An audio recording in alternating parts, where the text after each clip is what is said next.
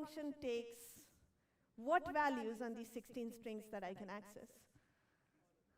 All these 16 values from 0 to 15, right? Because if that was true of this function, then I'm sorted, right? Because in principle, at least, in principle, because the function takes all distinct values from 0 to 15 and all the strings that I can access, no matter what you demand from me, I can always flip a bit to get there. Does that make sense? Sort of? No? Okay. All right, cool. Okay, so normally I would do this by saying, well, let's spend 5 minutes thinking about how would we design such a function, but now I think in the interest of coffee, I'm just going to tell you how this function is designed, and then we will try and convince ourselves that it has the structure that I'm claiming that it has. Okay, so the first bit is going to be the parity of the ones in the bottom two rows. That's what it's going to be, okay? So it's going to be what in this example? The parity is 1 if it's odd, 0 if it's even. So how many ones do we see here? 3. So the output is going to be a 1. Okay? So the first bit of my output is going to be the parity of the bottom two rows. It's going to be the parity of the ones that you see in the bottom two rows, but I'll typically not say of the ones. Between friends, you know what I mean? Yeah? Okay, cool.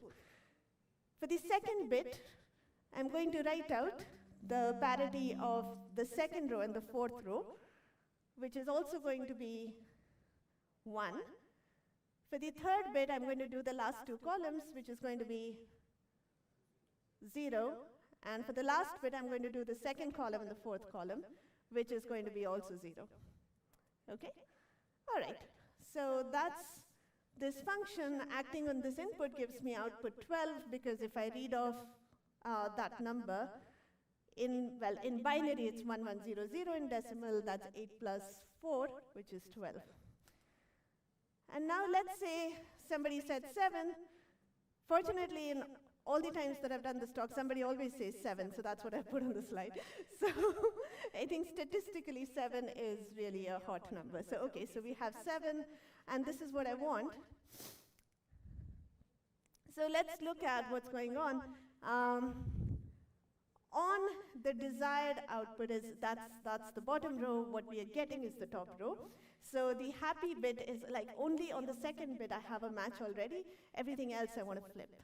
Okay? So given that we know how these bits were computed, can we figure out what we want to flip? So notice that on the first bit, I want to flip. How was the first bit calculated? It was calculated as the parity of these two rows. So I know that to go from 12 to 7, I have to flip one of these bits in the bottom two rows. Okay? But between the bottom two rows, which row should I attack? Should I take the bottom row or should I take the second row? Remember that the second bit is the parity of the second row and the fourth row. And on the second bit, was I happy, was I unhappy? Does somebody remember? On the second bit, I was happy. So I'm like, I don't want to touch these rows. But from the previous slide, I do want to touch one of the bottom two rows. So which row should I touch? I should touch the third row. The same logic applies to the columns. Yes? So I do want to flip both of those bits, right? So I know that something has to give in the last two columns, but something also has to give between the second column and the fourth one. Yes? So which column should I touch? Hopefully, clearly the rightmost, because I want to flip something here and here. So the column that's common to both of those pictures is the rightmost column. Yes?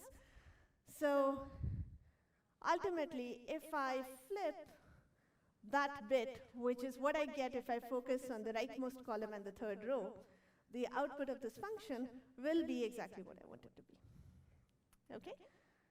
All right, so that's basically how this function works. You could think of this actually as, how many of you have seen binary search? Okay, that's almost everybody, so fantastic. You can think of this as, well, being some kind of binary searching for the flip location, at least in spirit, because if you think of these locations as written out in binary, okay, the locations in the grid written out in binary, do you notice something special about all of these locations if they were to be written out in binary? So what are these locations? This is 16, 15, 15, 14, we always start from 0, so 15, 14, 13, and so on. If you write down all of the last 8 numbers, starting from 15 backwards, in binary, do you notice something common in all of them? Right, the most significant bit is 1. Yeah? So the most significant bit is 1. For these guys, the bit right after that 1, all of those locations are 1. Here, the penultimate bit is 1. And these are all the odd locations. So these are the locations where the least significant bit is 1. Okay? So every time you ask this question, on the ith location, am I happy, am I unhappy, am I tallying with the input or am I not, you're basically revealing the location, the ith bit of the location that should be flipped. Because these answers are basically yes-no answers. So every time you basically say, okay, do we want something to be flipped? Let's say in the last, so let's say we were actually happy about the first bit, for example. Then here, you would say, don't touch these fellows. So then I know that the first bit of the location that I want flipped starts with a 0, because it's none of these locations. So every answer to this question, bit by bit, reveals the location that you want to flip, right? Let's say that it is actually my lucky day, and F happens to output 12 on this input, and you folks tell me that 12 is the output that you wanted, but I promised you that I'm going to flip a bit. So is this an awkward moment for me, or is there a bit that I can flip and not change the output at all? The top left one, the very first one. The answers to all of these questions are no, like everybody's saying, don't touch me, we're doing fine, okay? So this fellow says, if you want to touch something, it better be the top 2. This guy is saying, well, don't touch me either, so I know I've zeroed in on the top row and the leftmost column with all those answers, right? So if you flip the top left bit, you actually don't change the output. And depending on what you want, you can always get to, so in fact, there's this cool thing that this turns out to be, because of what we just said, the location of the bit flip is just a certain binary operation on these 2 numbers. Can you guess what it is? It's the XOR of these 2 numbers. So that's all you have to do. So if you tell me, if the output turns out to be 13 and Siddharth said 14, I have to XOR 13 and 14 to find the bit that I want to flip. So that's it. That's the entire thing about the rigged bits. It's a nice exercise to go back and connect this to things you may have seen about Hamming codes and how they correct 1-bit error. It's just thinking about the same ideas a little bit in reverse. Hopefully you'll see some nice connections emerge. And this is inspired from something called the Nearly Impossible Chessboard Puzzle, and there's a really cool 3 blue 1 brown stand-up math collab video about this, which is what inspired this presentation. So there's a link to that on the slides, which you can go and check out later. Okay, all right, so how much time do we have? 10, 15 minutes? Cool. All right. Okay, so for the second demonstration, I have a pack of cards with me here, and I'm again going to involve some of you in the audience.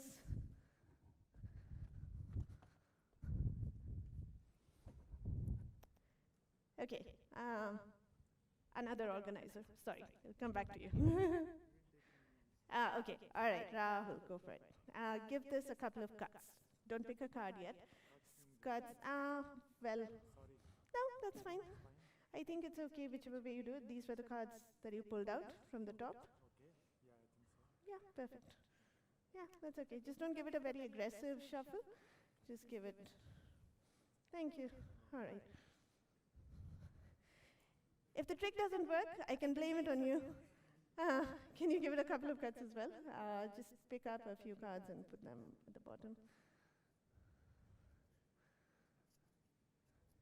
Okay, fascinating. Thank you. Okay, I need a row that has at least 5 people. That's the second row. So take the top card, pass it on. Yeah? Well, pass on the deck, but okay, I haven't. Please take only one card each.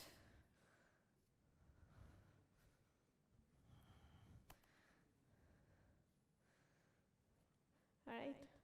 Sorry to leave you out of it. Wasn't intentional. You're welcome to pick a card if you like. It doesn't matter. See if we can predict yours too. All right.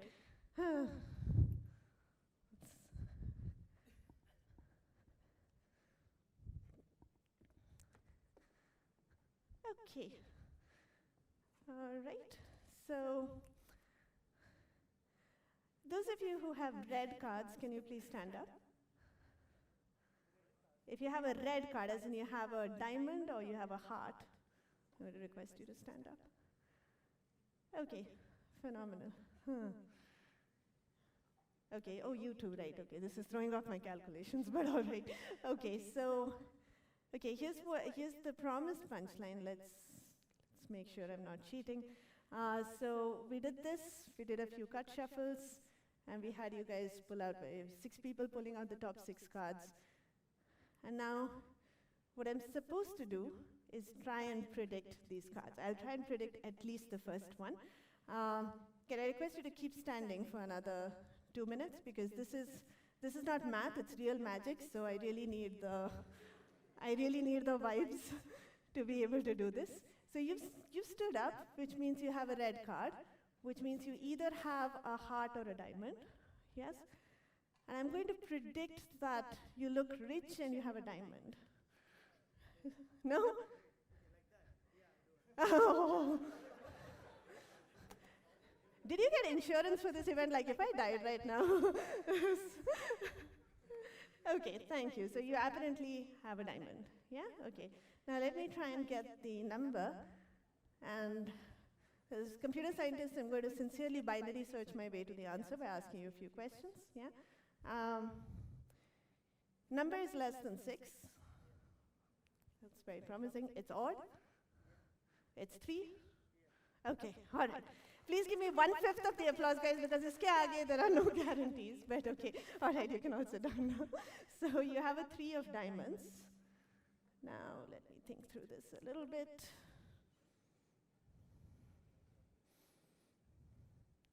Actually, at some point, I'm going to do even better and try and communicate the ideas that I have to somebody in the audience and see if they can guess this for me.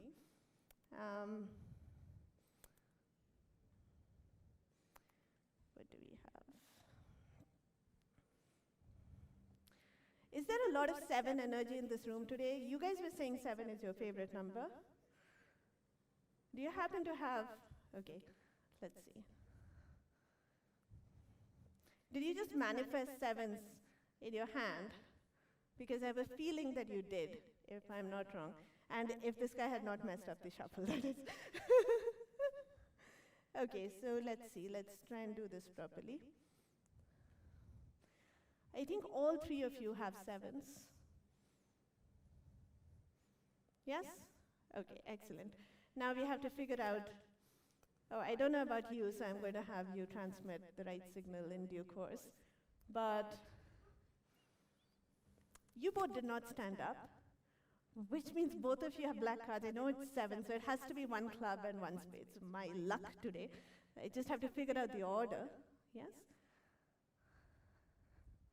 Oh man, so much suspense. Can you give me a nice, clean signal for what your card is?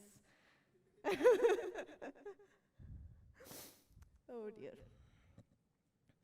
Okay, I'm going to go with clubs for you and spades for you. Okay, awesome. Yay! Good grief. Do you have a heart in real life? Do you have a heart on your card? So 7 of hearts. Okay, awesome. Okay, that's 4 out of 5. Promised 5, so is there a volunteer who's getting some signals from this gentleman? Because he is thinking hard about his card. Does somebody have it? You have a signal. You have a signal. Huh. It's another 7? It's a little 6. Do you have a 6? 6 of hearts? Do you have a 6 of hearts? Oh my God. I told you this is like real magic. No math BS. This is real magic. All right. Can we get a bonus? And the 6th card, which I didn't promise, I'm going to try and see if you have a heart as well, it turns out. Okay. It's also on the lower side. It's even. Is it 4? Awesome. Okay. All right, good grief. I'm never doing this again, but okay, all right. So 6 cards, and we got all of them. Okay, and now I have less than 5 minutes in which to tell you how it's done. Any guesses? Any guesses on? Okay, first confession. Okay, you could actually, somebody shows, it's such a sweet audience, nobody said, can I look at the deck? Maybe it's like the same 5 cards from 10 different decks, just in cyclic order. So you're welcome to, especially over coffee, inspect the deck. It's a fairly random looking deck, no special order. You can, I'm sure none of you can see anything, but you're welcome to inspect the deck. But the first piece of confession is that this is not a full deck. It only has 36 cards. And can you tell me why it only has 36 cards? No, 36? No, actually even less, 32. Why? Okay, so for this trick to actually work, how many cards can this deck have? I claim that if it has the full deck, information theoretically this trick is not possible. I probably try to wing it with high probability, but it's a deterministic trick. So what signal did I get from you guys? 5 of you, that was the plan. You were my bonus card, but the default is that we do this with 5 people. So when some of you stand up, I get a signal, I get an actual signal. That's non-telepathic, it's public, everybody sees it. What's the signal and how many possible signals can there be? When some subset of you stand up, like I don't see people anymore, I see the scary 0s and 1s mentioned in the previous talks. So you guys, for me, temporarily are just a bit string of length 5, right? And so there can only be 32 distinct signals that I'm getting from you. So if the deck has more than 32 cards, it will be impossible for me to disambiguate some situations, right? But even though you know this now, how do I go from the bit string signal to the actual cards? Is, I think, a great question to think about over coffee. Maybe I'll do a real magician thing and not reveal this trick because I'm surely running out of time. I know. It's not the plan, but okay, go 3 more minutes. Okay, so, fine. So, the idea is that, okay, you have a signal, you have to interpret it as a card, so I have a dictionary that's convenient to think about. You can pick your favorite dictionary. You have some manner in which you can associate 5 bits with a card, and those 32 cards are what are in my deck. That's what's going on. And now what I want is the following. Okay, so the other confession is that all the cuts is like, maybe you've already guessed that the cut shuffles are basically drama because the cards are arranged in a certain order. It's a cyclic permutation which is not affected when you cut, okay? But I've done this in places where people are like super enthusiastic, they give it a nice riffle shuffle and then you're screwed. So I always have a backup deck, which is recommended if you're going to actually do this like with kids or something especially. So there are cool tricks involving riffle shuffles too. It's amazing that some properties are preserved even by riffles, but this particular one, just make sure that it's only cuts, okay? So certainly the deck is rigged. It is a particular order. The order has the property that so what did we see today? 1, 0, 0, 1, 1, right? So that's somewhere down here. 1, 0, 0, sorry. Where do I have this? Oh, thank you, yes. 1, 0, 0, 1, 1. This is what we saw today, right? And so what I want is basically that First of all, this gives me a signal for which card is there, hopefully. But also, I want the signals to be completely unambiguous. So if this bit string repeats somewhere else, right, then I'm kind of in trouble, okay? So maybe I did not make this completely clear, but the zeros, it was there on the previous slide with the dictionary, the zeros are the blacks and the ones are the reds. So when you stand up and I saw the ones, I know that those are the reds. So I'm hopefully taking my deck and rigging it so that the card that I have at that point is the one that in my dictionary corresponds to whatever signal that I get from you. But if there are two places in the deck that give the same signal, then it's ambiguous, so I don't want that.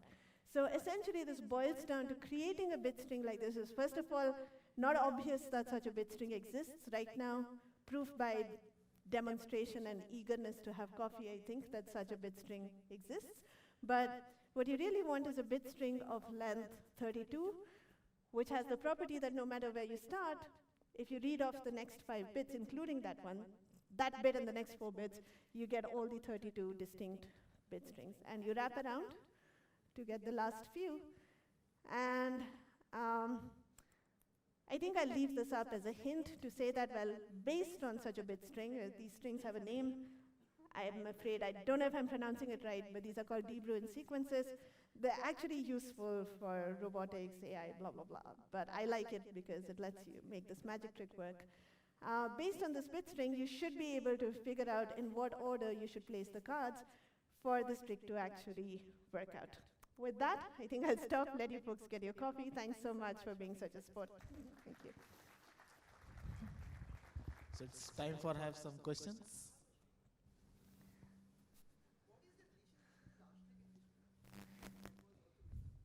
The last string meaning the one that I showed. This one? Oh, you mean the first trick and the second one? Oh, I'm afraid I'll have to disappoint you. There's no connection that I know of. If you can make up one, that'll be awesome. I'll use it in my next talk. In terms of references, this is from a lovely book called Magical Mathematics, which has a lot of other card tricks that are called self-working because they don't depend on the lack of talent of the person who is operating them. They work on their own if you get like all these minor details right. So card tricks that are based on combinatorial properties of shuffles. It's a great collection of tricks in the book, and this is from already the second chapter. It's a complete treasure of a book. So again, references in the slides, which I'm sure will be up on the website eventually. So. Yeah. Mm-hmm.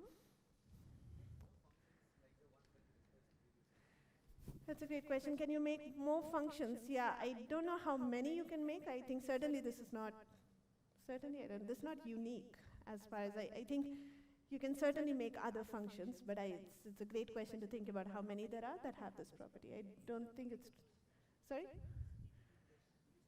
Right.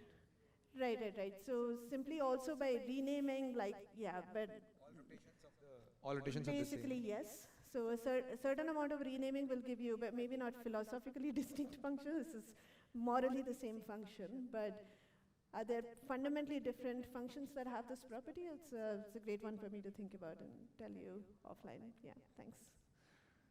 Can we also construct the last string that you said, right? The second puzzle. Like, can we construct that for any X number of bits?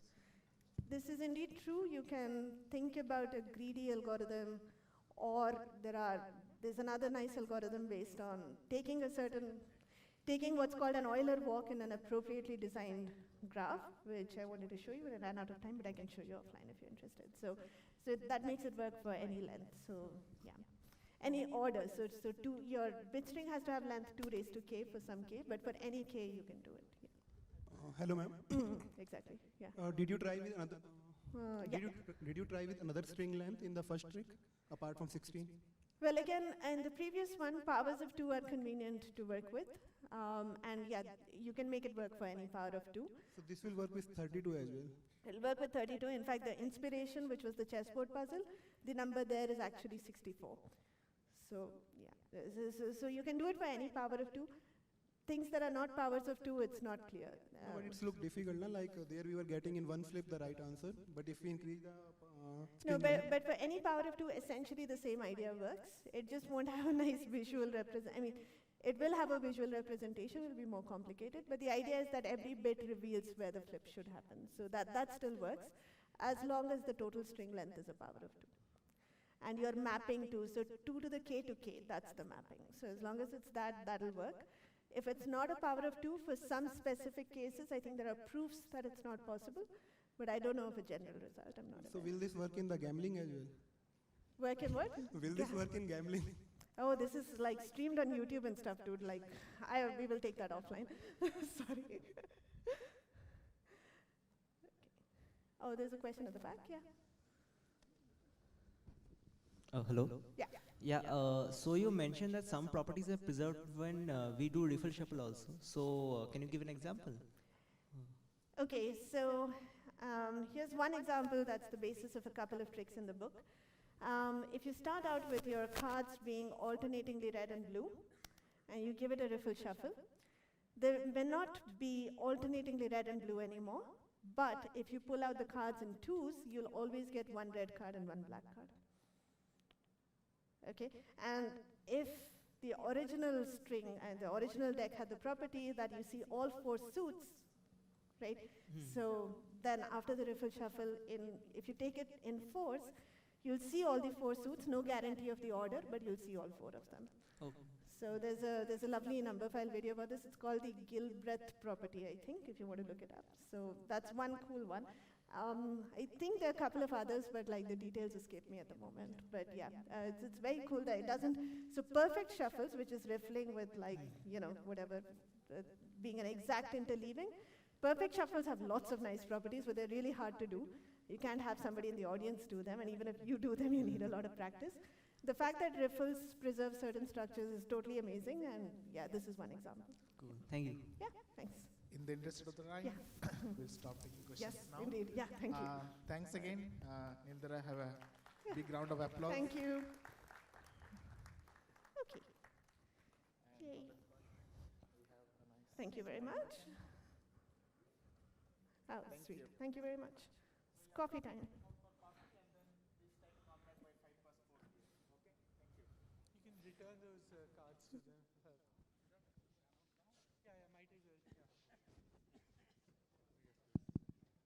So 2 announcements. One is at 5:30 there will be an informal session with students here. If you want to talk about IISc, our students will be there, the volunteers. So you can ask questions about IISc, etc. Some students were asking questions, so volunteers told that they will be here after 5:30. And second is for tomorrow's workshop on comics. We'll supply the papers, but you have to bring your own pen and pencils. I think Orgo will tell you the details. So what do they do? Yeah, simple pen and pencil, black pen, ball pen, gel pen, anything. Eraser, if you want to erase something, you don't need to actually, like, you can keep your mistakes on paper, that's okay. Yeah. So that's it, like, a simple thing. We'll supply the papers. Yeah.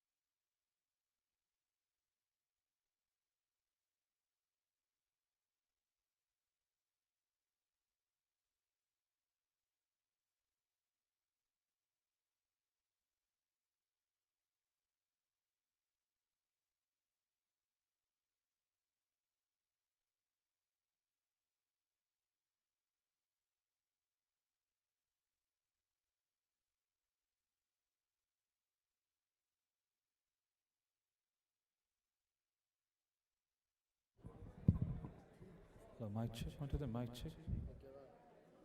Okay.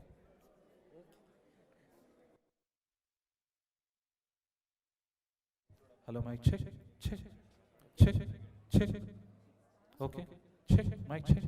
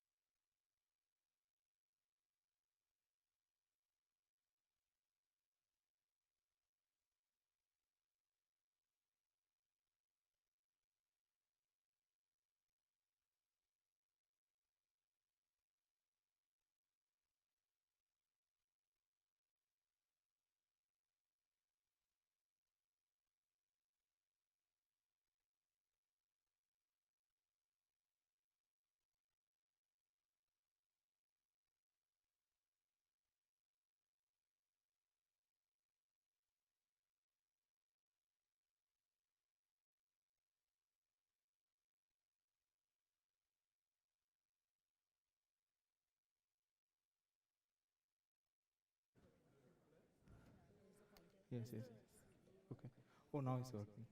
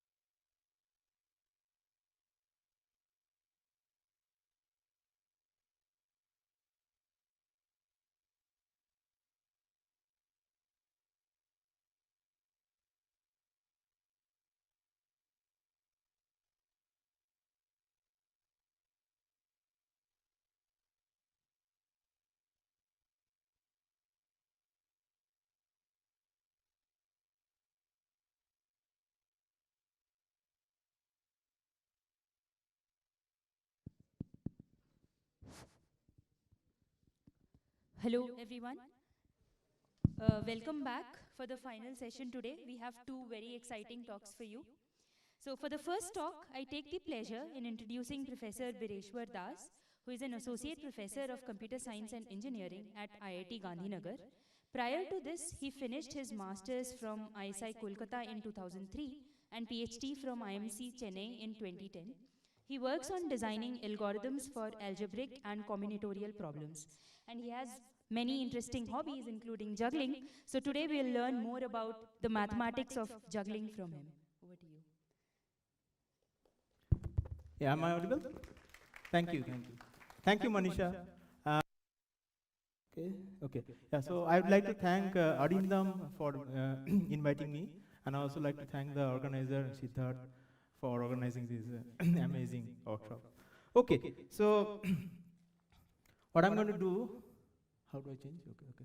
So I'm going to tell the story of how jugglers, computer scientists, and mathematicians collaborated and designed a language for the art form of juggling. Okay, but mostly what I'm going to do, I'm going to highlight some interesting mathematical and scientific facts about this language. So the next slide might scare you a little bit, but don't worry. Okay.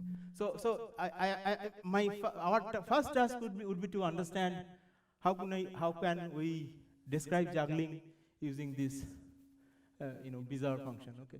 So it's a function. It will be some function from integer to integer. I'm going to come back to this thing next. But let's just start some juggling. Okay. So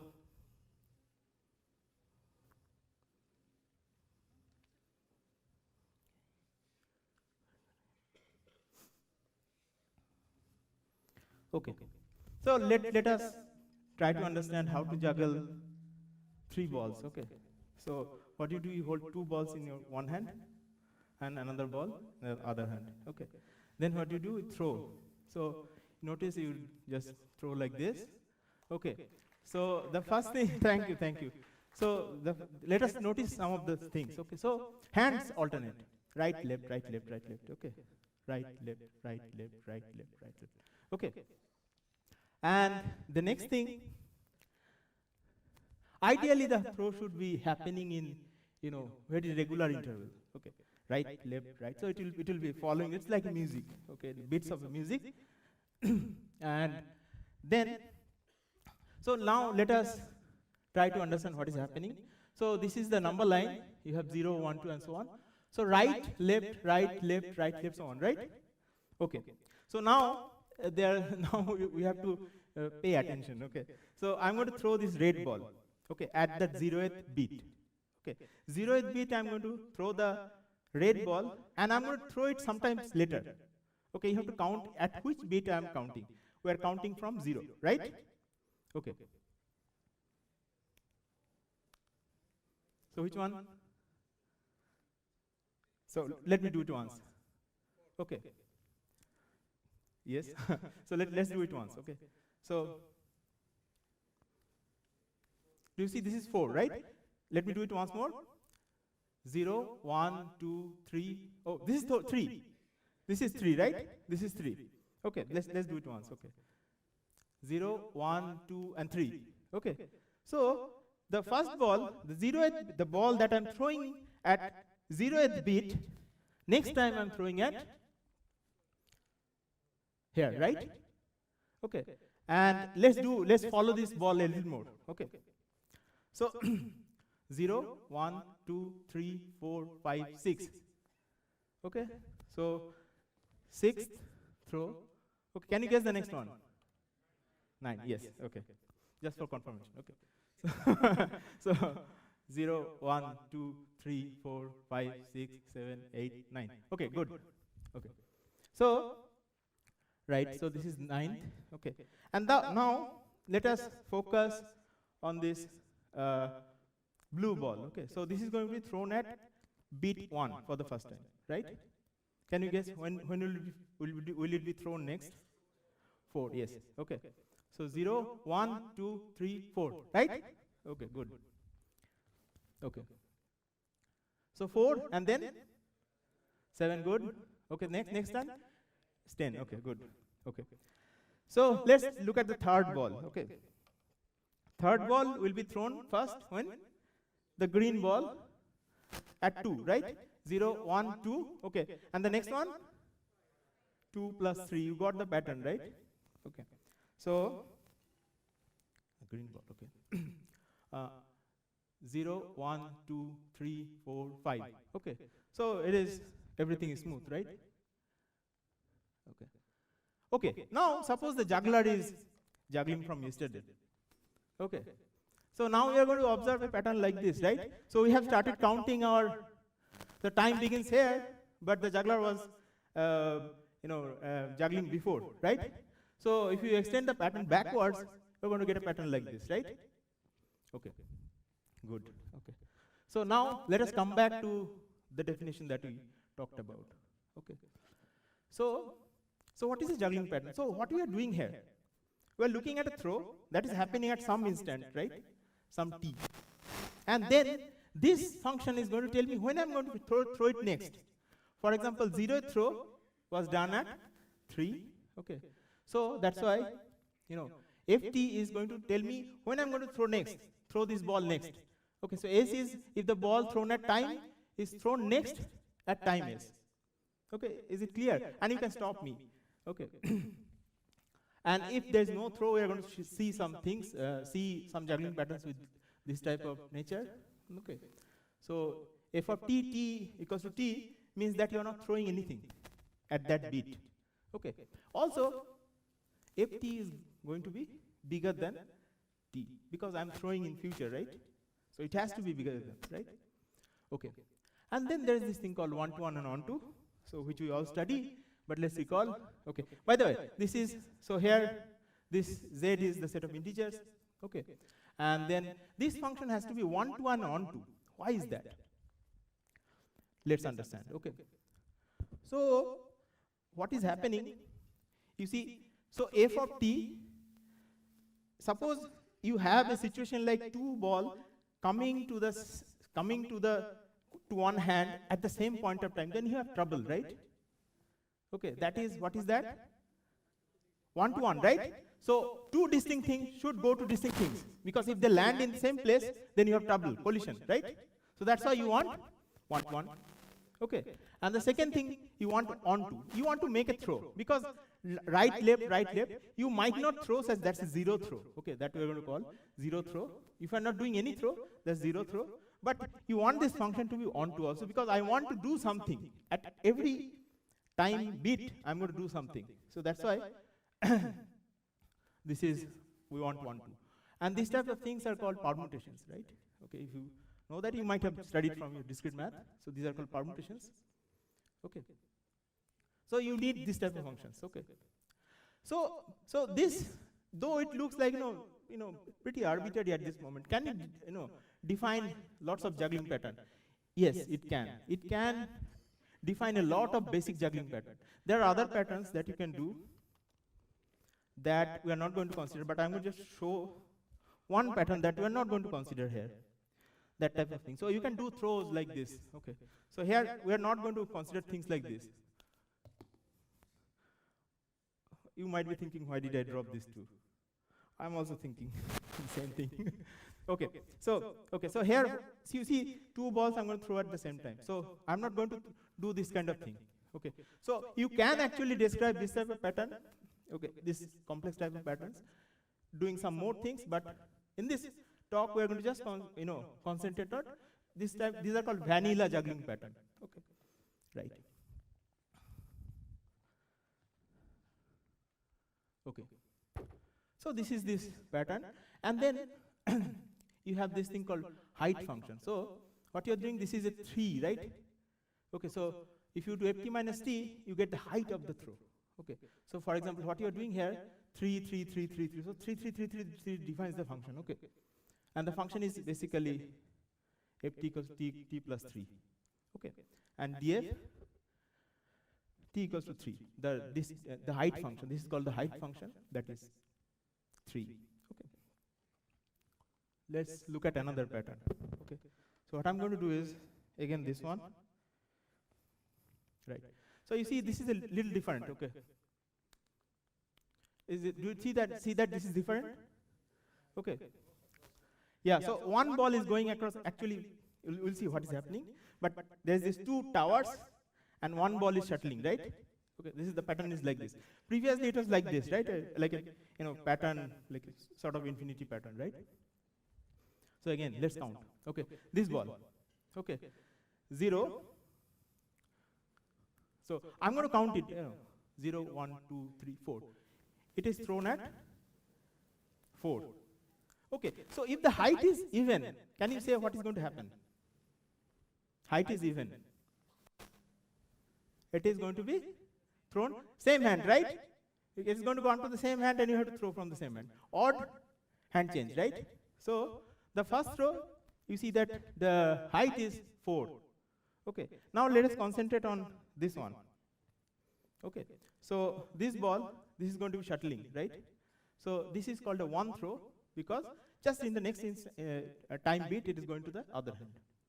Okay. So 0, this you'll see a 0, left hand, right? Right, left, right. Okay, right is going to throw like this. Okay. Okay. So if I see the pattern, it is going to look like this. Okay. So you are throwing this thing at second instance. So let me do it once more. Right, left, right. 0, 1, and 2, right? 0, 1, 2. Okay? And then again, I'm going to throw this thing. Okay. 0, 1, 2, 3, right? Okay, so it's again going to be thrown there. Okay. And this is basically this other pattern. Okay. So this is called 4, 4, 1. So the pattern looks like this. This is the pattern, okay? So now, it's a very nice exercise to check that this function satisfies all the properties. It's actually a bijection, okay? So, what is this? If ft equals to t plus 4, if t is a multiple of 3, this is t plus 4 again, if t modulo 3 is 1, and this is t plus 1 if t modulo 3 is 2, for example here, okay. Right?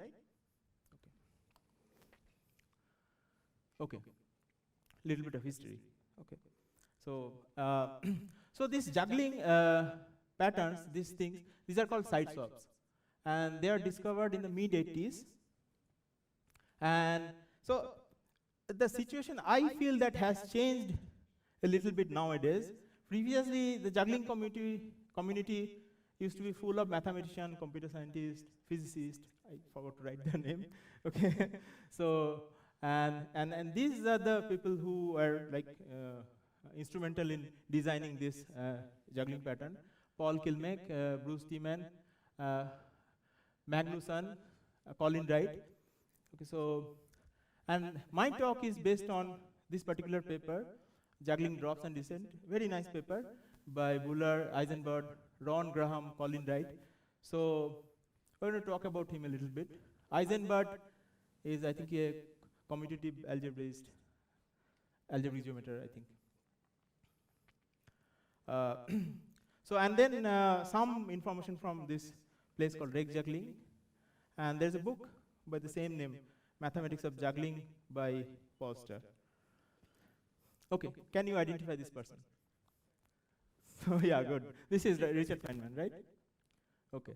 So, this person.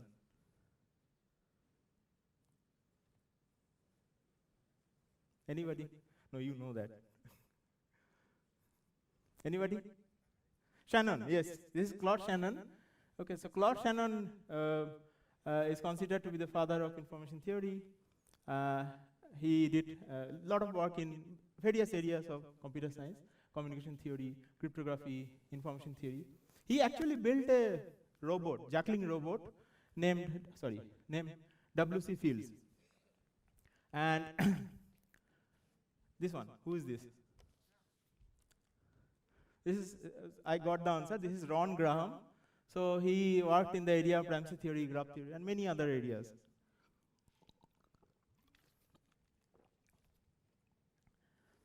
And he was the president of American Mathematical Society, and also president of International Jugglers Association. He has the most number of papers with Paul Edwards. And I had the great fortune of being taught a juggling pattern by Ron Graham. This is in TIFR, I think 2011. So he taught me a passing pattern, which we're not going to discuss. Okay, coming back, again, the boring thing. Okay, so we know this thing, a juggling pattern. Okay, what is 0? Okay, so let's see. So suppose 0 is no throw. Okay, so suppose I'm doing this one. Okay, so this one. Okay, so you have observed that one throw goes up and comes back. That's an even throw. So actually, I'm doing a throw 4. Okay, and there are many. The left hand is not doing anything. So basically, not doing anything is same as throwing 0. Okay, so this is what I'm doing. Okay, so and the pattern is going to look like this. Okay, so 0, 0. I'm throwing something, coming at 4, and then all the left hand, left right. Always the beat is left right. I'm not doing anything on the left beat, right? So therefore it's 0. Okay, so this is the 0. No throw is 0. Okay, 2 is a hold. Okay, and why is a hold? So what is a hold? Okay, so 2 is basically what is going to happen is it is tiny throw, and then it comes back in the same hand, on the same hand, right? Okay, so I'm going to do a pattern. Okay, so you'll see that I'm going to hold it, right? So in fact, you can, a good juggler can actually do a small throw, but I'm not going to try it. Okay, so so this is called 4 2, 3. Okay. So the pattern looks like this. You see, my left hand is not doing that thing, anything, and I'm going to try to convince you that it's not actually going to do something for a bit. Okay, so it's nothing, right? You see, I'm not doing anything. So actually, doing this small throw is harder than doing all these things. Now, this is a little counterintuitive, but you can do a, Okay. Yeah, yes. That is even throw. So anything coming back to the same hand is an even throw. So it is going to look like this. Okay. So what I'm going to do is 4, and then 4, 2, and 3. You see that? So if you notice the green ball, this is just shuttling, right? Shuttling between two hands. Okay. So observe the green ball. This is just shuttling between two hands, and it's doing 3. Okay. So now, how many balls are there in this pattern? By looking at the pattern, can you say? Any guess? 3, right? Because one thing is that is colored, and you can check. So the path of a ball is going to connect some number of points, right? For example, what is happening? Let's say 0. This red path. Okay, this is just the path of one ball. That is going to connect some number of vertices, right? Some number of points. Okay, similarly, this one. Okay, the green one and the blue, right? Okay, they are going to connect some number of vertices. Okay, I'm going to say vertices because I'm trying to view this thing as a graph. Okay, but anyway. How many balls are there? This is 5, 1, 5, 1, 5, 1 I'm doing, right? So I got the answer 2. It says 3. Okay. So now you see, but the thing is that you agree that just by looking at this pattern, it's a little difficult, right, to figure out how many balls are being used, right? Okay. And so now, given this function f, how do we determine how many balls are being used in that pattern? Okay. And so, but then we are talking about this numbers, sequence of numbers. How do I define? How do I, at all define a function? Define the number of balls being used by the pattern, right? That's an issue, right? Okay, it's just sequence of numbers. Nobody is juggling suppose nobody is juggling the pattern for you. How do I understand how many balls are being used, right? Okay. Now, the idea comes from just tracing the path of one ball. So the path of one ball, if you just view the whole thing as an infinite graph, okay. I guess everybody is familiar with graphs, right? So what is going to happen is that some points are going to get joined due to the travel of one ball, right? So that defines basically how many distinct such path you can construct. That is going to be the number of balls. I'm going to skip this part. Okay. Now, so what this theorem says, this theorem says that if you take some window, okay. So let's concentrate over here. So this is an window of length 3, right? Okay. So add all the 3 numbers. So that is 9, and divide by the length of the window. Okay, what you get is the number of balls. 3, 3, 3 we know, right? Okay.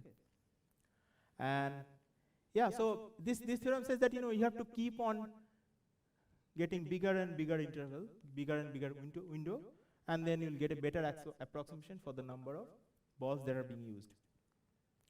Okay. So can you guess what will be the number of balls for this function? So this is 4, 4, 4, 4, 4. Any guess? So you just apply this thing. So this is 4, 4, 4, 4, 4. So if I take the average of some window, what is the average? 4. So 4, right? So that's 4. Okay. So let me show you. So 4, what happens? Even throw comes to the same hand, right?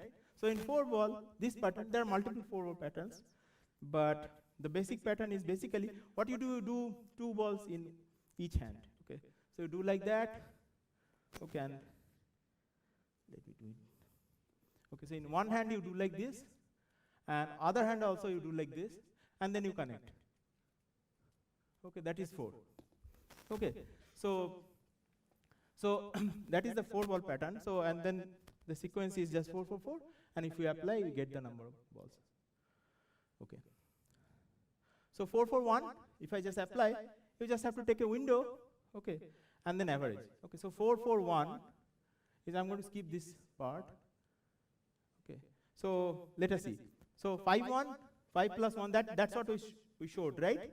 So 5 1, 5 plus 1 is 6, and the length is just 2. So what you get is 3, right?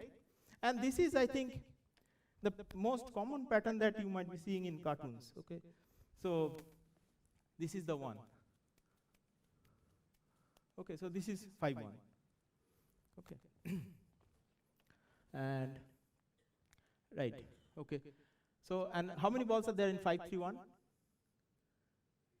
3. And how about this one?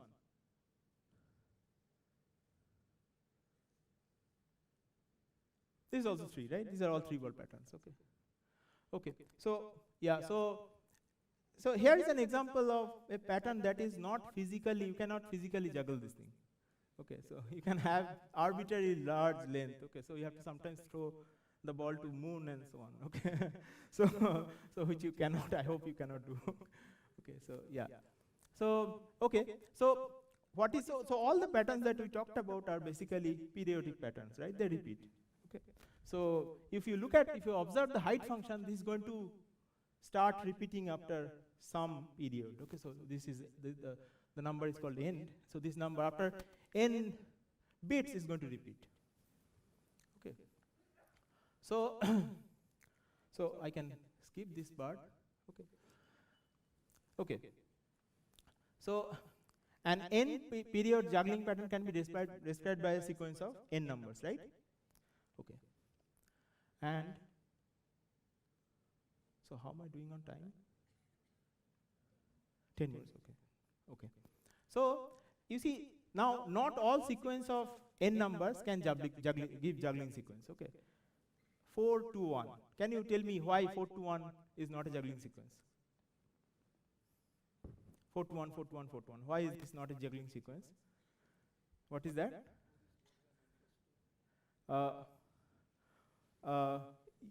Okay. But there might be something coming from the back, right? Yeah, but that pattern also repeats before. Yes, average is not a whole number, right? So it's violating the averaging theorem, right? Right. So it cannot be a juggling sequence. It's violating the averaging theorem. Okay. So and the averaging theorem says that number of balls is the average number of numbers, the average of the numbers in the sequence. And so what about 4 3 2? 4 3 2, does it satisfy the averaging theorem? Yes, it's 3, right?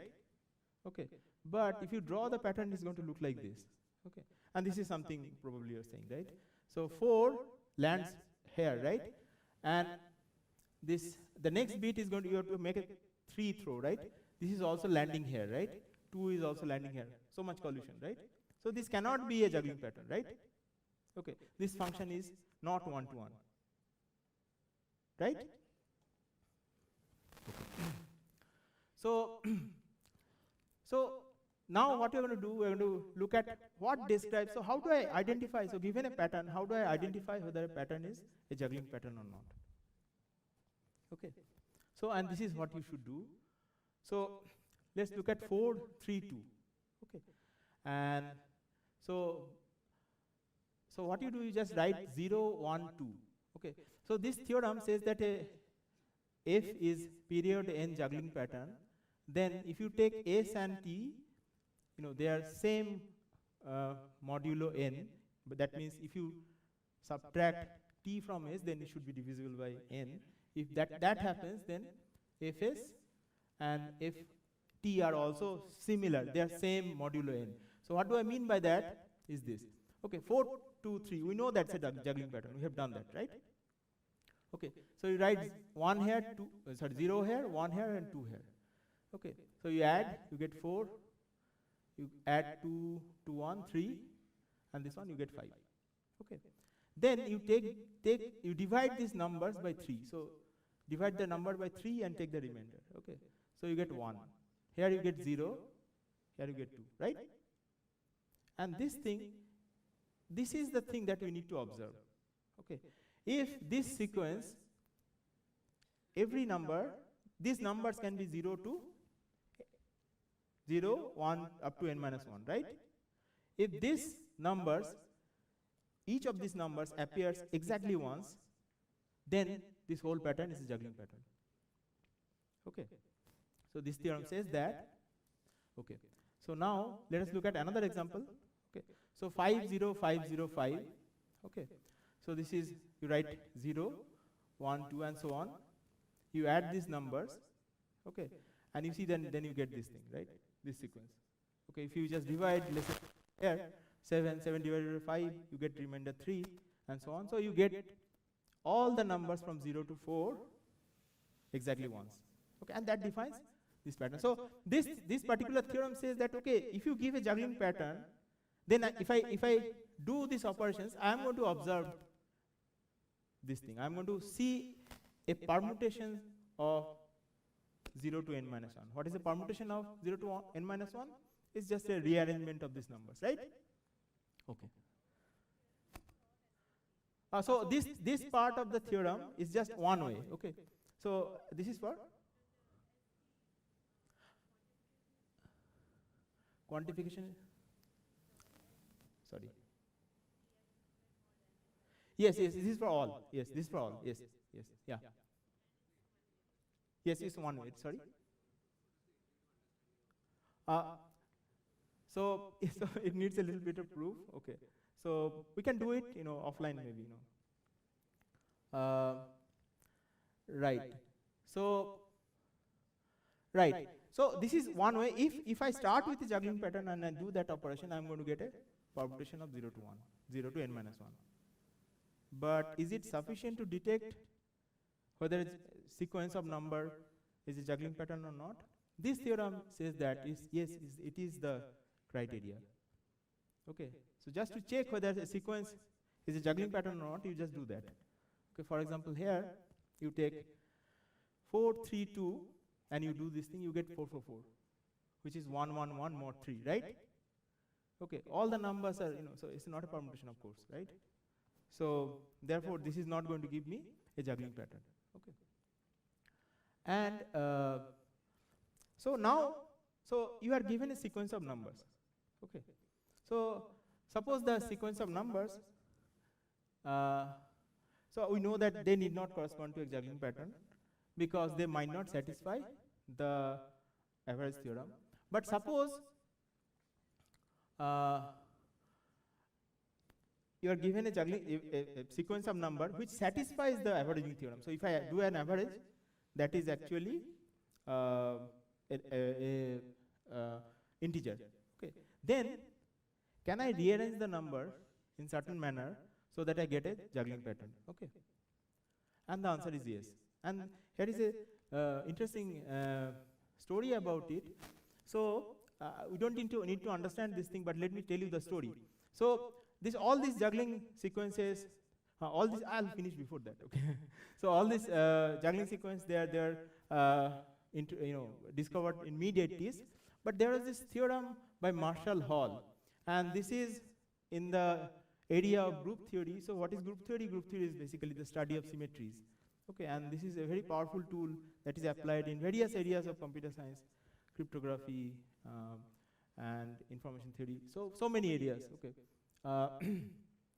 and also physics, chemistry. Okay, so and there is this. So Marshall Hall apparently proved this theorem in 1952, 30 years before this thing. Okay, and it's completely in the context of group theory. That so if we replace if we take a particular version of this theorem, if I take this, so this is a group G, so this is some particular, some mathematical structure. If we take the mathematical structure to be Zn, if you know that, this is the cyclic group of n elements, okay, then we get this, the rearrangement theorem. Okay, and at that time, actually, the cyclic group case was also open when Marshall Hall proved this one. Okay, and actually the proof is greedy algorithm. So let me end this thing with this thing. So side swap. So these patterns are they are called side swaps by jugglers. Okay, and every modern juggler, they are going to communicate in this language only. They will say that, I am working on my 5 in 7 5 3 1. Okay, so this is the language they kind of use. Okay, and this is very helpful in learning juggling pattern. So for example, suppose you want to learn 5-ball juggling pattern. Okay, so 5-ball juggling pattern, can you guess what will be the pattern? 3-ball, what is that? 3 3 3 3, right? 4-ball, 4 4 4 4. 5-ball, 5 5 5 5.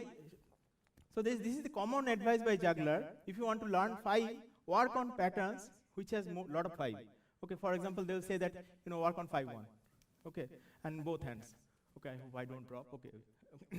So, and then there is this another one which is 5 0 5 0 5. Okay, let me try. Okay, so no, this light is coming. Okay, so this is sort of 5 5 5 0 5 0 5. Okay, and then they will also say that you do 5 5 2. So that is 5 5 2. 5 plus 5 plus 2 is 12 divided by 3. What do you get? 4, right? So that's a 4-ball pattern, right? So okay, so I don't know. Oh no, this is, I'm doing something else. Okay, so 5 5 5 2 is this one. So this is 5 5 5 5 5 2. Okay, thank you. And once you manage that, so then you can start juggling 5. So, and this is how it looks like. Oh. One more time. So no, so this light is.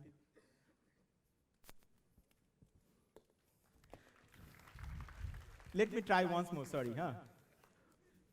And I'm not going to let you go if I don't manage.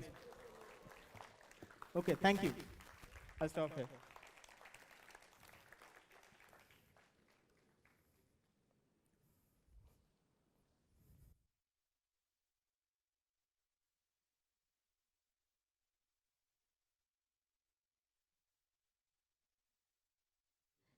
Time for questions. Any questions or any things that you would want to ask?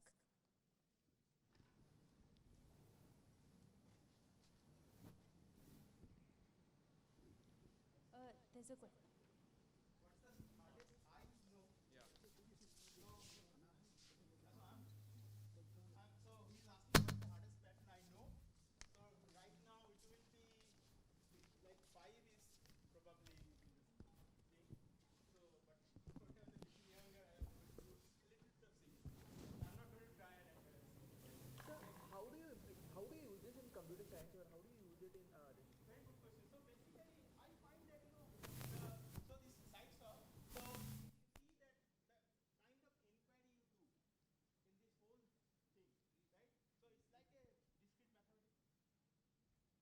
Okay. Yeah.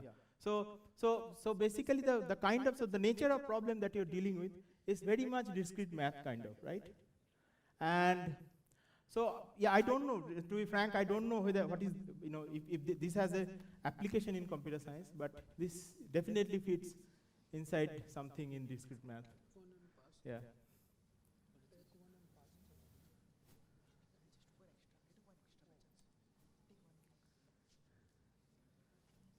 You had some, done.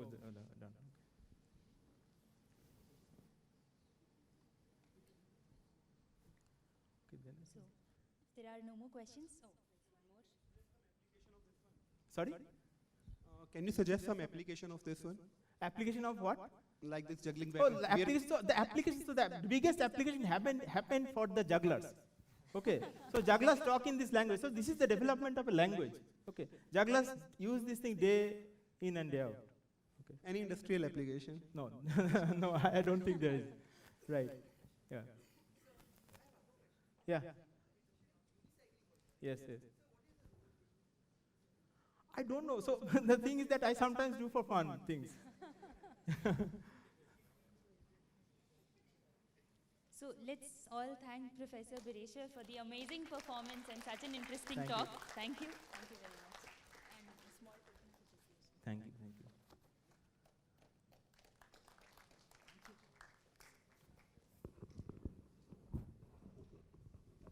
So for the final and an exciting session, I take the pleasure in introducing Professor Rahul Saladi.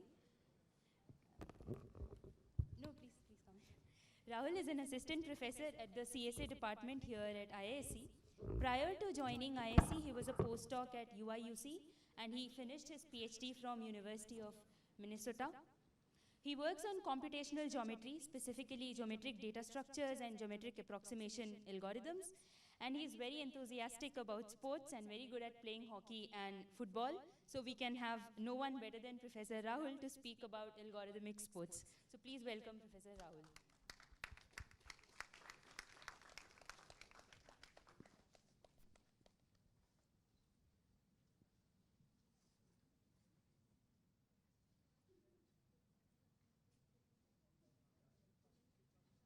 Am I audible at the back? Okay, I think I am. Okay, glad to see a cricket player and a hockey player from my team coming. Thanks. Thanks, guys. Okay. Okay, what's the time now? Okay, hi everyone. I am Rahul Saladi, and I'm an assistant professor at the computer science department at IISc. So during the day, I do research and teaching on algorithms. And in the evening, I make sure I'm going to the ground and playing some sport. It could be these days mostly hockey, football, or frisbee. Yeah, so this talk is something where I want to combine both, right? Why should both be separate, right? So algorithmic sports, the idea is that I want to combine both algorithms and playing sports, right? So what's the basic premise here for algorithmic sports? So I feel that for the next generation of high school kids, algorithms will be taught in high school itself. Just like that they are learning physics, chemistry, and math, I'm sure algorithms will also be taught to them in high school itself, right? And I feel it's our duty that we should make it as fun as possible for them, right? When their first interaction with computer science should be as fun, not like the standard college style teaching. And then just the physical health of the kids, right? Right now, typically in many schools, if there's a clash between a PT class on the ground versus classroom teaching, it's always classroom teaching which is given preference, right? But why do we need that differentiation? Why can't we just combine both? Right? And in general, I mean, it's good to have a more active lifestyle, so I want to put the kids on the ground as much as possible. Right? So that's the premise for this algorithmic sports. So let me take a very concrete example here. Okay?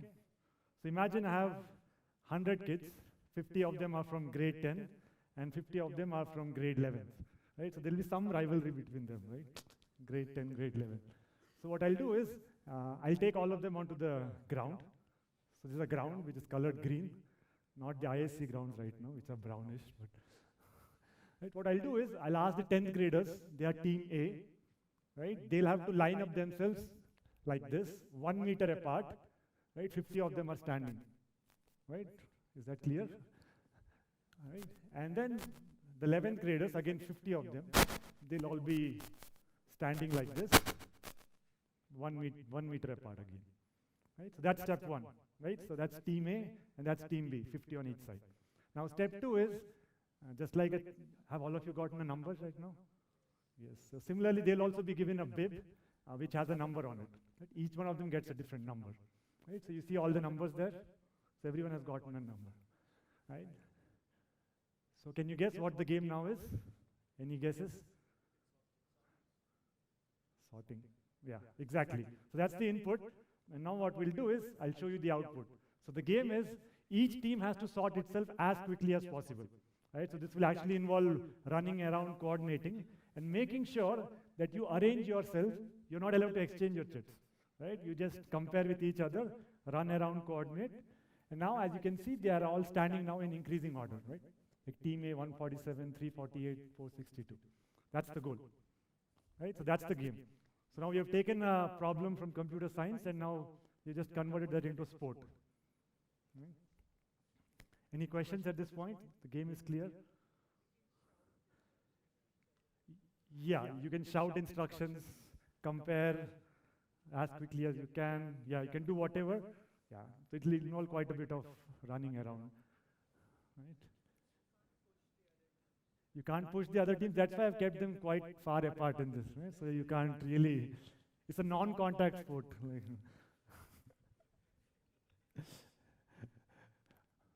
Okay, so what's the hope, right? So why are we doing this? The hope is that the kids will really have the desire to win this sport, right?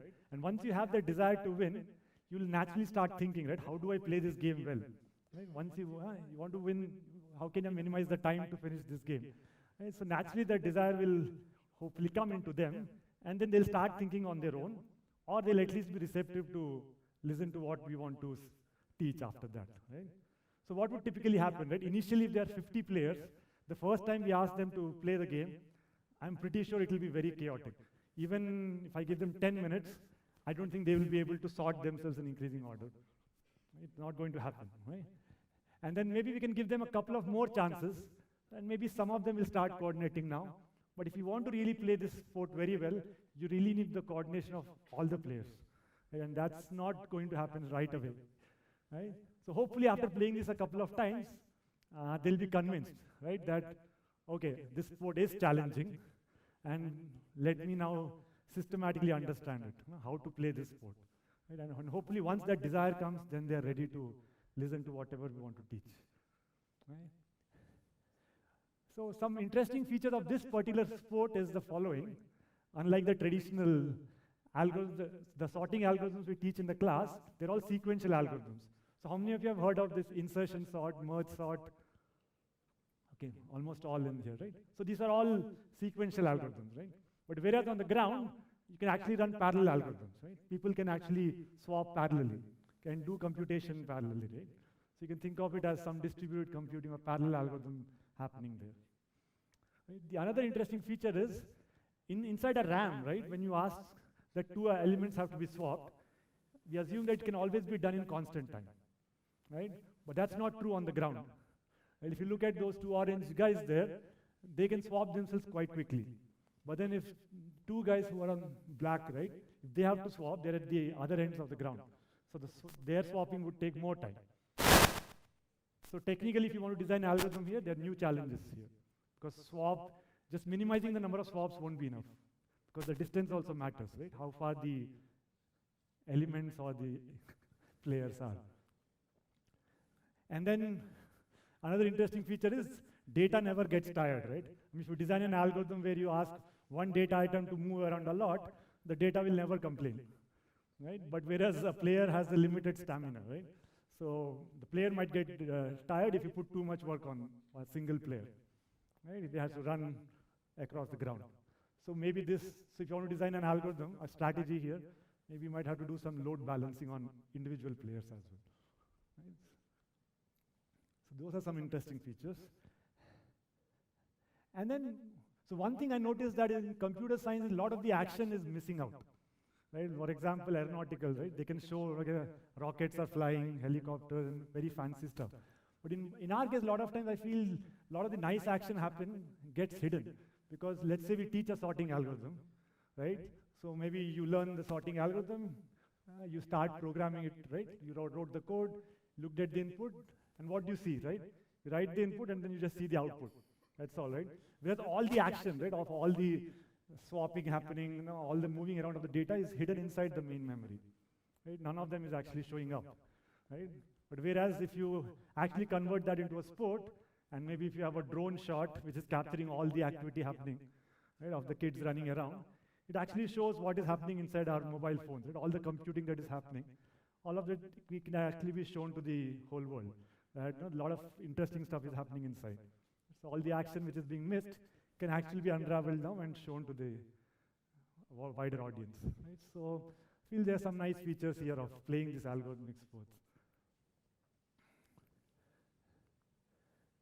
Okay, and once we have motivated students enough by playing these sports, the classroom teaching, again, we have just two models. One is a straightforward model where you can just go back to the classroom and the teacher can teach the standard sorting algorithms, right? And that's fine. And then the students will be sufficiently motivated now to learn them. Or the other model could be where you actually discuss this particular problem on how to do sorting better on the ground. Where, as I mentioned, there are new challenges, right? How do you overcome those challenges and design an algorithm? And even for young researchers, I feel this algorithmic sports or the sorting problem could be a nice playground for some fun research problems, right? Because it's not at all obvious how to design a sorting algorithm for the setting I just described. Right? I would like to hear inputs from you today and tomorrow, right, on what would be good strategies for that. So I think it's a fun way to get started into research as well. Okay. Okay, so now that I've discussed one problem, so let's spend a few minutes actually thinking about strategies on how this game can actually be played on a playground. So now let's look at a more simpler problem. So we'll not look at the sorting problem. We'll look at the problem of finding the max. Okay, max would be, okay, now let's imagine we have 256 players. Okay, there's a reason why I've chosen 256, it's a very friendly number. Right, so now imagine again you have a playground here, and now there are 256 players standing again. Think of them being 1 meter apart. Again, they have a number with them, a 3-digit number. And now the goal is to find the largest number. The problem is clear? Right? Okay. I mean, this is easier to strategize, so that's why we are looking at this one. Okay. So let me discuss the first strategy, which is very simple. What would happen is, we'll just pick one representative. Right? Somebody will raise their hand saying that I'll be the representative. And then what will they do? Any inputs? Huh? Yeah. They just do a scan. They just run around the whole ground and then just do a scan or compare with everyone else and they get the answer, right? So the number of comparisons that will happen will be 255 because you have to compare yourself with 255 other people and then find who has the maximum number, right? So in general, if there are n players, the number of comparisons that have to happen is n minus 1, and the distance that has to be covered might either be the length of the entire field or maybe twice of it. I mean, if you're in the middle, you might have to go till the end and again come back to the other end as well. Right? So it could be maybe twice the length of the entire field. Okay, so is this a good strategy? Nope. Okay, can someone explain how can we enhance this strategy or what's wrong here? Yeah, please. Tell two people, okay, to tell whoever is the maximum, come in the forward. Again, Okay, good. Yeah, you're on the right track. Yeah, that's a good, we'll come back to that, that's good. Any other strategies? Or what's wrong with the current strategy, or what's inefficient about the current strategy? Okay, yeah, it's linear.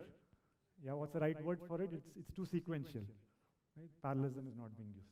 Okay, so one strategy could be, let me slightly enhance this. Again, this 256 number has been carefully chosen.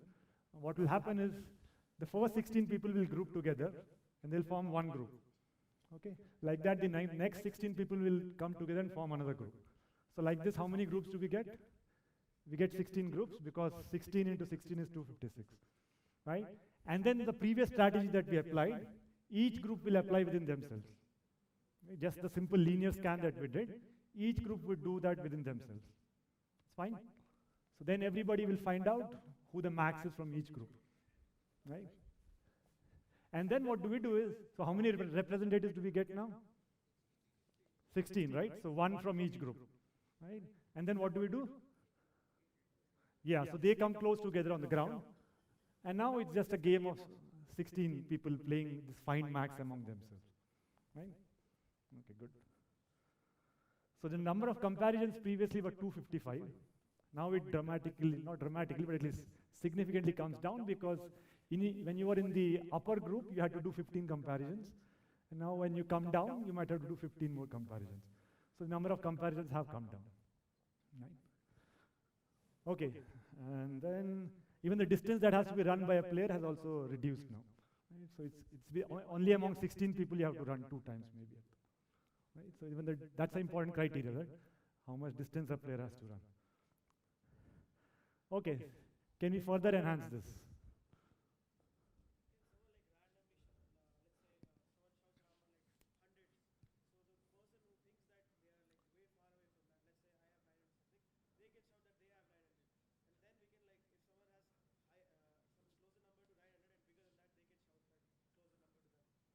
Okay, interesting. I've never thought about this shouting idea. Yeah, maybe that's possible, right? I didn't think about it. I was always thinking that they will actually visually look at each other and make a decision. Yeah, maybe that's also possible. So maybe that can be incorporated with somebody shouts, and then based on that you make a decision, you're saying. Use partition, okay. But for a moment, let's say we can't shout. I mean, can we enhance this strategy even further? Yeah.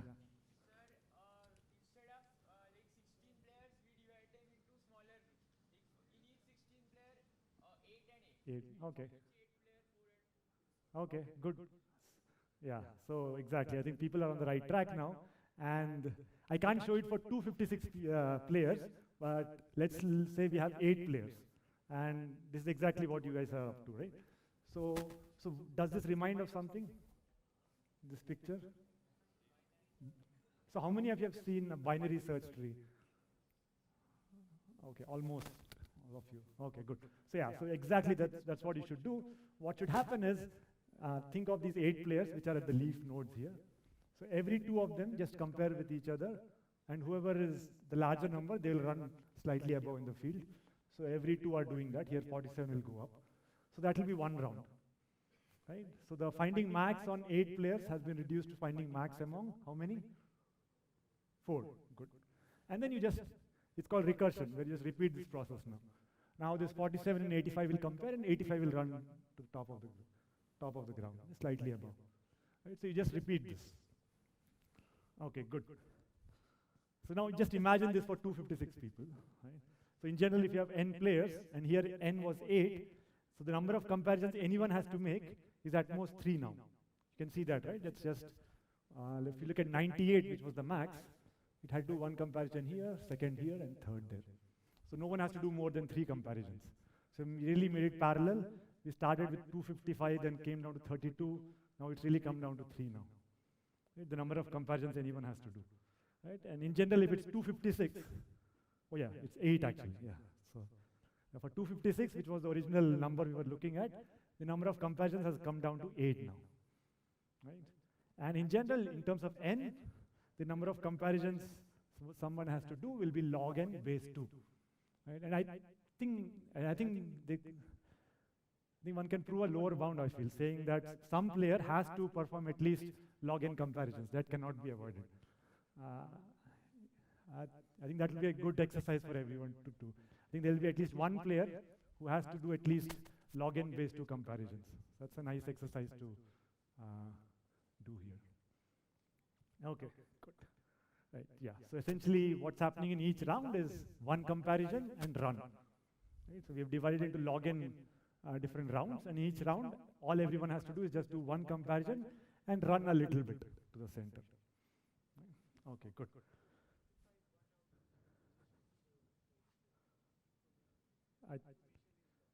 Log n, okay.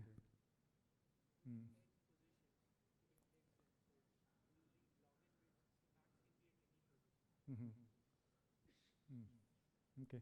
Yeah, yeah. Pretty sure this log n can't be avoided. I think. Yeah. Okay, good. So now I've mostly done. So why not just play a game now? Are you all ready to play a game now? Can I hear a yes? No. This is evening time, really time to play now, right? Yes? Yes. One final time. Are you ready? Yes. Okay, good. So I initially wrote max, but let's not do this. Let's do something more interesting. Shall we do sorting? Can we do sorting? Huh? Okay, so I mean, ideally I would have liked to take everyone to the ground and do it. Of course, we can't do it. So can we do it as a competition among rows? So every row has to sort itself as quickly as possible. Okay, let me make some rules clear. So the minimum person has to be on this side. You're not allowed to, okay, first of all, everyone has a chit? Everyone has a chit? Okay, good. And yeah, please make sure, hurry. Okay, the rules are the minimum has to be on the left and the maximum is on the right. Is that clear? Every row. The minimum has to be on the left of me, my left. And the max has to be on my right. And every row has to sort itself as quickly as possible. Video. Okay.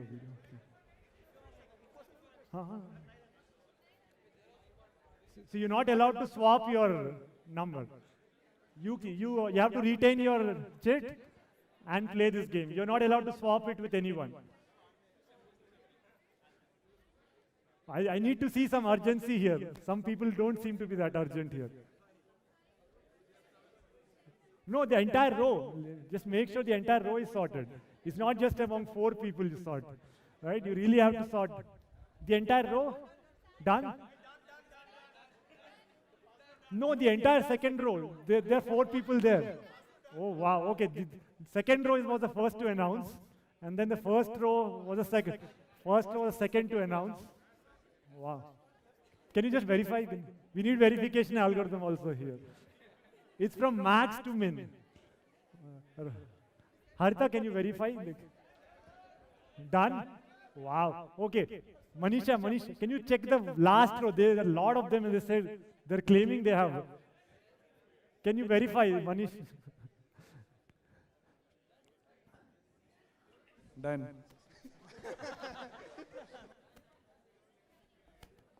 You guys have sorted or not? You guys are so apart from with that row as well. The entire second. Okay, great. Done. Okay, looks. But the last row seems very impressive. It's a large collection of them. And okay, we have sent someone to volunteer to check if you have actually sorted yourself.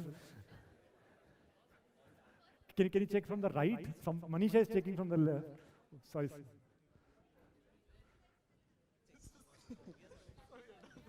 Can I just have a quick check? No. 400, 485, 493, 501, 594, 640. Can I look at your numbers quickly? 6, 9, 9, 7. Wow. Okay, that was nice. And then can I have a check here? 9, 3, 947, 980, 98. Okay, there's a tie here. Interesting. Wow, that's nice. Wow. Okay. Can you just check for your neighboring rows as well? No, neighboring verification. Yeah. I can't. 920. Very technical noise. Stable sort. Okay. How do you break ties?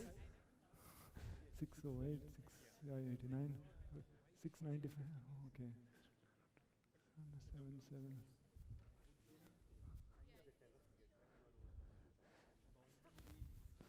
Okay.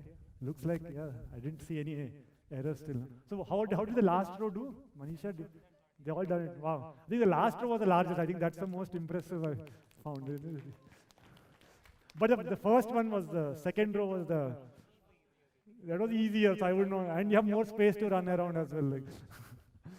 Okay, thank you. Thanks a lot. Oh, okay. No. Okay, the talk is not yet over, but the game is over. Few more minutes. We are almost done. Okay. Huh? Oh, okay. More hockey players are here. Very nice. Okay. What is the prize? Learning. Enthusiasm to learn sorting now. Like. Tomorrow's lunch. Okay.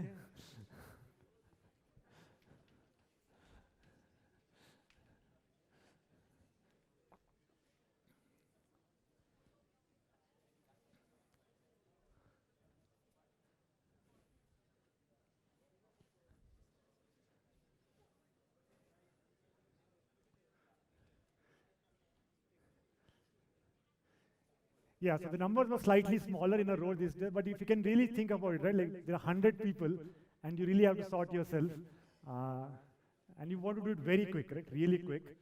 You really need a very synchronized strategy, right? Airport boarding, airport boarding can easily choke the, okay. It really needs cooperation of everyone, right? Even few people not doing it right can, even in sorting, right? Even two people make a mistake and you're gone, right? So it really needs a synchronization among all the people, right? So that's the, grand vision I have is I want to make school education more fun. How can we just make it more fun? For example, we can have a simple website just based on this sorting sport, where across schools, this game can be played, and they can just share with us the timings, right? Maybe we can have some standardization, and they can just share how well the kids are playing, right? So we could have a simple leaderboard like that. You can use any algorithm you want. You just have to finish sorting as quickly as possible, right? So it will really test the kids' algorithmic skills or the teachers' algorithmic skills, right? And the physical abilities of the kids and how well they're able to coordinate. It's a lot of skills are there to learn here, and they can share videos, right? Nice drone shots or regular videos of them playing this game. It just creates a nice ambience around learning algorithms, schooling, because we have all this technology these days, right? To share on Instagram and stuff, or just have a website, right? And just to, enhance learning, right? So hopefully students will be very receptive after playing a couple of times that whatever now the teacher teaches, they're ready to listen to them or critique it, think on their own, ready to program, and even do some mathematical analysis now. Usually a lot of times mathematical analysis needs more motivation, right? But hopefully this will inspire them, that will actually help them. It has a real consequence, right? They can play the game better and beat their seniors, right? So it can lead to more motivation. And finally, don't make fun of me, but why not have this sport at Olympics 2032, right? Because this is actually a sport. This is a very real sport. If you have 100 people who have to really play it as quickly as possible, it really requires a lot of skill. So there is some very serious sporting skill involved here. If you want to really play this game very fast, right? In terms of what strategy you want, it requires a lot of skill, a lot of strategy over strategy. You can get very refined, and athletic skills are also involved here. And the best part is, unlike some other sports like our hockey, which requires a lot of equipment, there's almost no equipment needed here in this sport. And in general, computer science has impacted the modern society so much that I can hope Olympics can give us one sport, right? One slot to play one sport of our own. Why not? That would be my dream. Okay, with that, I finished my last slide. So what I want is, if I can get some advice from all of you on what would be the right problem to choose, right? So that a small module can be built around it. So the requirements are it should be a sport, not just a puzzle. It should actually be a sport where the kids can go on the ground, actually get tired, run around, play, right? And then to just make it complete, again, there should be some classroom learning as well. So I'm really looking forward for some advice from all of you on what would be the right problems to choose. For example, as a final slide, how many of you have heard about this traveling salesman problem? Right? So apart from sorting, even this can be a nice sport, right? Where you have 50 cones. Again, this is a brownish ground like the current IISc ground, right? Let's say we go on a ground and we have 50 cones, which are arbitrarily placed, right? And then the goal is somebody starts from there, and the goal is to touch and bring down all the cones as quickly as possible and come back. That's the traveling salesman problem. Now this is the sports version of it, right? So you have to touch all the cones and you return to the starting position as quickly as possible. So that's the sports version of it, algorithmic sport version of it. In fact, it can be made a multiplayer game where two players can coordinate together and play it, right? And typically what happens is, it's okay if you have not heard about this term, but minimum spanning tree might be needed to efficiently compute a good tour. But clearly on a ground, after seeing 50 cones, nobody can compute a minimum spanning tree in their head, right? So that strategy won't work. So what are the good strategies to come up with to play this sport so that you can come close to optimal tour here, right? So maybe traveling salesman person is a good problem to convert into a sport. So like that, I'm looking for other ideas. Right? With that, I stop. Thank you.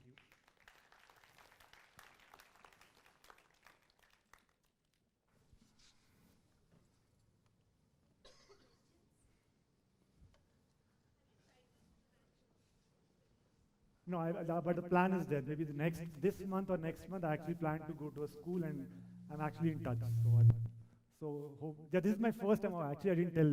This is the first time I have this idea from many years, but this is the first time I'm actually giving a formal talk on this. And yeah, most likely this or next month, I'll start reaching out to schools and. No, maybe after a couple of months, I'll keep you up. Yeah, I'll slowly start refining this. Like, this is yes, Twitter. Yes, Ullas.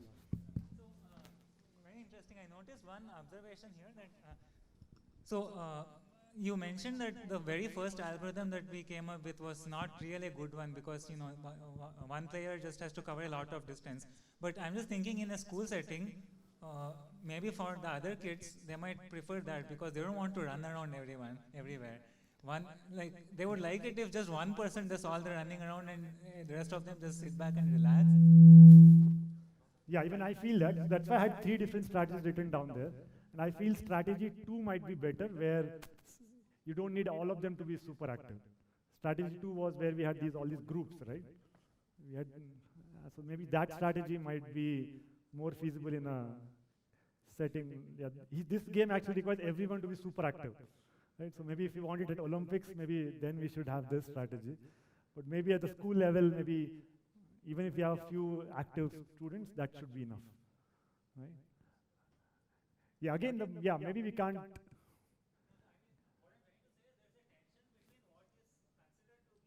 Optimal and yeah, that I agree. Yeah, but your point here is about willingness, right? It's not about athletic ability here. It's more about how many students are willing here. And certainly, I mean, in the strategy 3, I'm assuming everyone is willing. But in strategy 2, I'm just assuming a square root of them are willing. Even that's good enough. Right? So I feel strategy 2 might be the sweet spot for school kids to start with.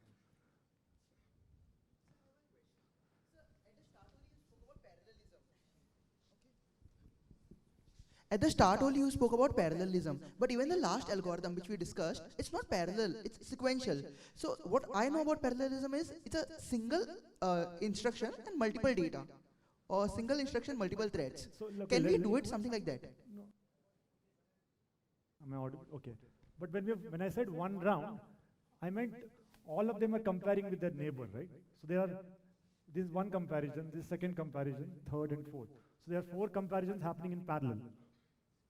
Right? So these guys will, at the same instant, these guys are comparing with each other, these guys are comparing with each other, and the next time instant, the winner is running here. So we are actually performing 4 instructions parallelly here, and then 2 instructions parallelly here. Right? So there is parallelism here. Right? So in that sense, yeah. So think of it as a one-time unit. People start here, in the second time unit they have reached here, in the third time unit they have reached there. So there's a lot of parallelism happening here. So is that clear? Yeah, okay.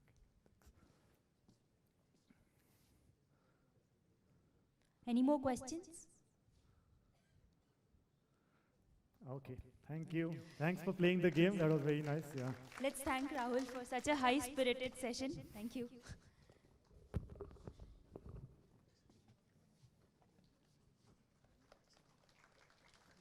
Can I have one without the specs?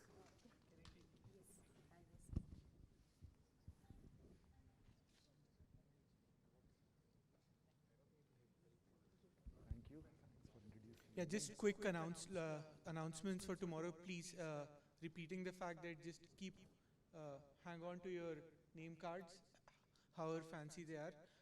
The second thing is tomorrow for the workshop, the art, like the comics workshop by Erga, do bring your own pens. I think you plan to provide paper. Yeah, we'll supply paper, but do bring pens, or whatever kind you like. Then. Yeah, now I think Ullas will be here and some other student volunteers. So if you have any questions for the students.